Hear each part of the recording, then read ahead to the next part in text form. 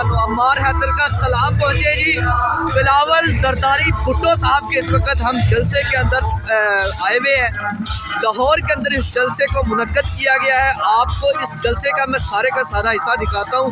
ये सामने बिल्कुल जो है वो मेरे स्टेज है और ये आप देख सकते हैं कि इस वक्त यहाँ पर 1 बजे का टाइम था, लेकिन तकरीबन 3 बजने के करीब है और ये यहाँ पर इंतजाम किए गए हैं। असल सवाल ये उठता है कि क्या इस जलसा गाह को ये लोग भर पाएंगे? क्या ये जलसा गाह पहले से मुनफरिद होने जा रहा है? क्या इस जलसे में कुछ नया होने जा रहा है? क्या मंशूर देगी पीपल पार्टी?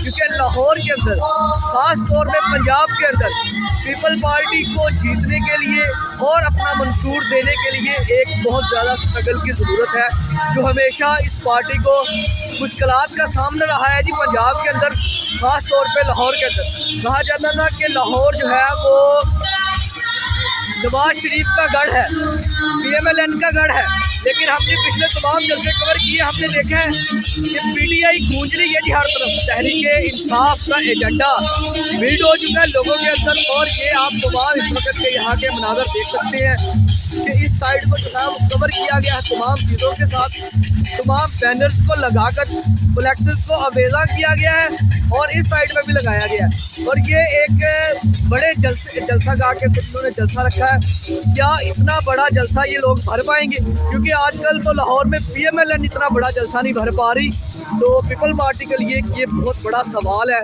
कि क्या इस जलसा गाह को भर दिया जाएगा। और इस वक्त की सूरत हाल आपको मैं लाइव यहाँ से दिखाता जा रहा हूँ कि तमाम चीज़ें इस वक्त आपके बिल्कुल सामने हैं। आवाम आनी शुरू हो चुकी है यहाँ पर भी और ये सामने स्टेज है जी और दूसरी साइड पे जो है वो इधर से एंट्रेंस है इनकी। इसी चैनल से आपको आगाह करते रहेंगे। ख्याल रखिएगा अपना भी, अपने चैनल का। इजाज़त दीजिए। अम्मार को अल्लाह हाफिज़।